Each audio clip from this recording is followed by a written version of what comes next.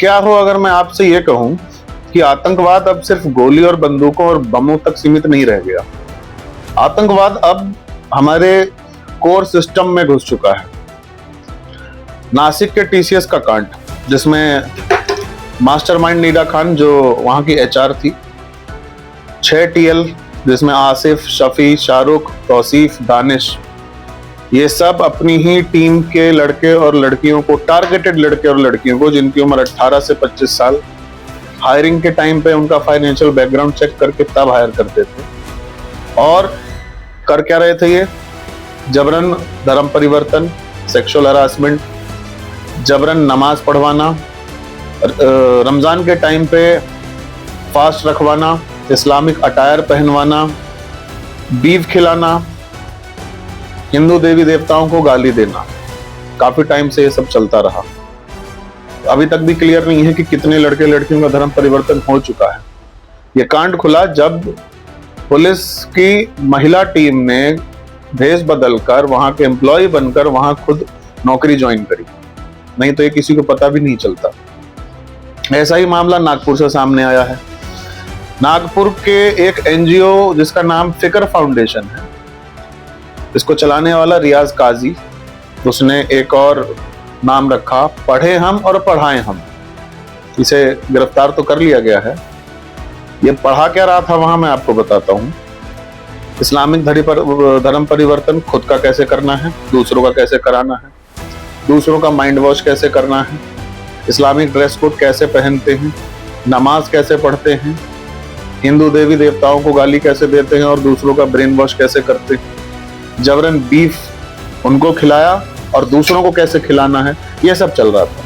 यहाँ भी वही टारगेट, उम्र सबकी 18 से 25 साल, सबका फाइनेंशियल बैकग्राउंड चेक, जो फाइनेंशियली स्टेबल नहीं है या जिनका स्टेटस अच्छा नहीं है, जो मजबूरी में वहां पढ़ने आते थे, फ्री में पढ़ने के नाम पे जो मजबूरी में वहां पढ़ने आते थे, या जो उस एनजीओ में काम कर रहे थे, उनको भी नहीं छोड़ा इसने। एनजीओ में काम करने वालों तक को इसने धर्म परिवर्तन कराया, उनको भी इसने बीफ खिलाने की कोशिश करी। तो ये आतंकवाद नहीं है तो और क्या है? आतंकवाद का बात मैं आपसे इसलिए कह रहा हूं क्योंकि टीसीएस वाले केस में भी एसटीएफ लगी और बाद में अब वो केस भी एटीएस के पास है। एटीएस यानी एंटी टेररिस्ट स्क्वाड। डाउट है कि फंडिंग टीसीएस में भी किसी आतंकवादी संगठन के थ्रू आई, जिसके कहने पे ये सारा कुछ हुआ। एनजीओ के मैटर में भी यही डाउट है कि फंडिंग किसी आतंकवादी संगठन से आई और ये सारा कुछ ये एनजीओ अकेला एक आदमी बैठ के कर रहा था। इससे पहले हमने आपको केजीएमयू लखनऊ का भी किस्सा सुनाया था, जिसमें 40 लड़कियों की पूरी लिस्ट बना रखी थी एक डॉक्टर ने। सोच के देखिए, आतंकवाद पढ़े लिखों तक भी पहुंच गया है और पढ़ाई लिखाई करके डॉक्टर और इंजीनियर बनने के बाद इतना ब्रेन वॉश्ड हैं कि वो इनडायरेक्टली आतंकवादी बन गए हैं, उन्हें पता ही नहीं। और ये इसी देश के नागरिक हैं। कब तक ये सब चलेगा और हमारे बच्चों को हम कैसे बचाएंगे, ये हमें और आपको सोचना है। क्योंकि निदा खान को बेल देने से कोर्ट ने मना कर दिया है।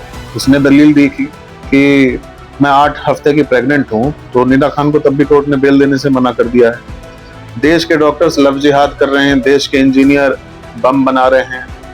लाल किले के पास जो कुछ भी हुआ वो हमें सबको याद है, ताजा है, अभी हम भूले नहीं। इसके अलावा हर रोज पूरे देश में लव जिहाद के अनगिनत केस हैं, अनगिनत केस।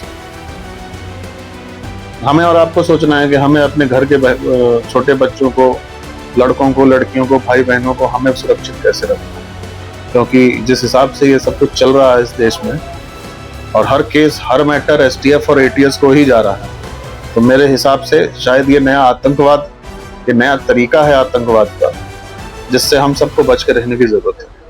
धन्यवाद।